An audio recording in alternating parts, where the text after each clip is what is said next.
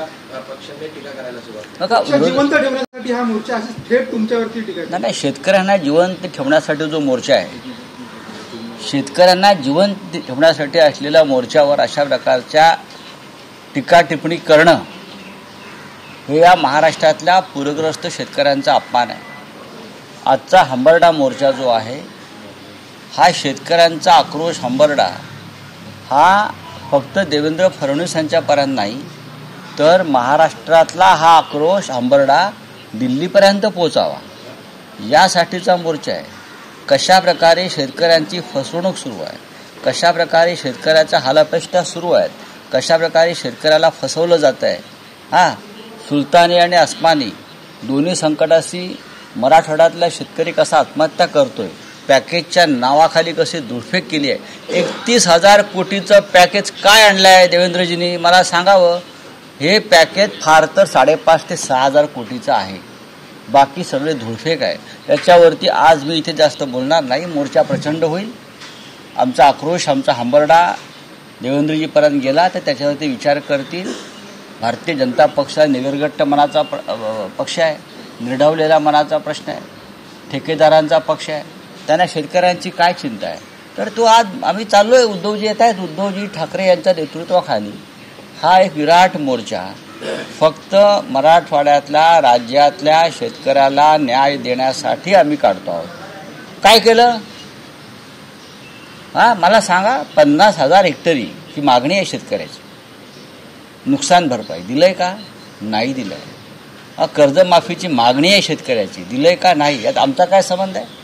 आम्ही जिवंतच आहोत. आम्ही जिवंत नाही, तुमच्या छाताडावर बसलेलो आहोत म्हणून तुम्हाला आमची भीती वाटते.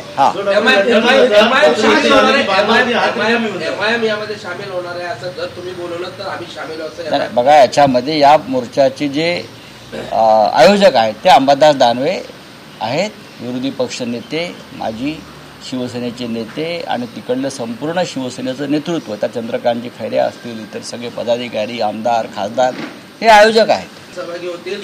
किती महत्वाची भेट आहे, पण तुम्ही औपचारिकता म्हणताय त्याला की एक फक्त औपचारिकता आहे. नाही, हल्ली निवडणूक आयोगाला भेटणं ही औपचारिकता, कारण ते काही करत नाही.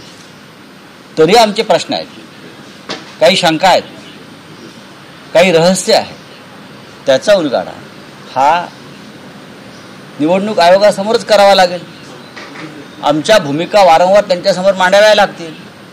ही लोकशाही व्यवस्थेनं निर्माण केलेली एक संविधानिक व्यवस्था आहे. 14 तारखेला दुपारी 12:30 वाजता राज्याचे मुख्य निवडणूक अधिकारी चोखलिंगम यांच्याकडे एक सर्वपक्षीय शिष्टमंडळ जाईल.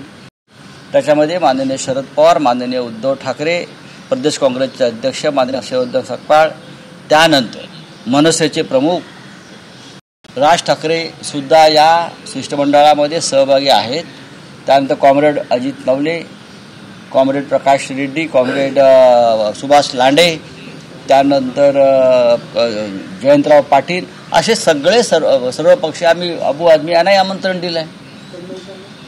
आणि हा राजकीय विषय नसल्यामुळे निवडणूक आयोग हे संविधानिक पद आहे आणि राज्याच्या निवडणूक आयोगाचा विषय आहे आणि प्रत्येकाच्या काही समस्या आहेत, भाजपच्याही आहेत. त्याच्यामुळे आम्ही देवेंद्र फडणवीस हे एका पक्षाचे नेते आहेत, मुख्यमंत्री नाही. तर तुम्ही सुद्धा फडणवीस साहेब या. त्यानंतर इतर जे 2 त्यांच्या युतीतले पक्ष आहेत, अजित पवारांचा आणि मिंध्यांचा, त्यांनाही आम्ही पत्र पाठवलं आहे की हे बिगर राजकीय शिष्टमंडळ आहे. निवडणूक आयोगासमोर प्रत्येकानं आपल्या भूमिका मांडायला पाहिजे आणि आपण सगळ्यांनी यावं. देवेंद्र फडणवीस यातले तज्ज्ञ आहेत. स्वतः नितीन गडकरी यांच्या मतदारसंघामध्ये 3 लाख मतं गाळली गेली त्यांचा पराभव करण्यासाठी भाजपच्या उमेदवाराचा, असं गडकरी साहेब म्हणतात. म्हणजे हा विषय गंभीर आहे. हे सगळे विषय निवडणूक आयोगापुढे मांडावे लागतील. त्यासाठी प्रत्येक राजकीय पक्षाच्या प्रतिनिधींनी यावं आणि त्या सहभागी व्हावं. हा काय विरोधी पक्षाचं किंवा महाविकास आघाडीचं शिष्टमंडळ नाही आहे. राज ठाकरे महाविकास आघाडीत अद्याप तरी नाहीत, तरी ते येत आहेत. विषय गंभीर आहे आणि देवेंद्र फडणवीस यांनी या शिष्टमंडळात सहभागी झाल्याशिवाय भारतीय जनता पक्षाला काय म्हणायचं आहे हे लोकांसमोर येणार नाही. आणि आम्ही पूर्ण तयारीने जात आहोत.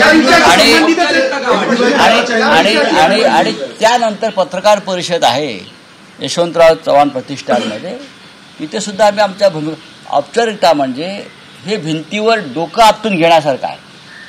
ज्ञानेश कुमारकडे जाणं किंवा राज्याच्या निवडणूक आयोगाकडे जाणं, राजकीय दबावाखाली निवडणूक आयोग काम करतो आहे. तरीही लोकशाही व्यवस्थेमध्ये निवडणूक आयोगाला भेटावं लागतं, आपल्या भूमिका मांडाव्या लागतात.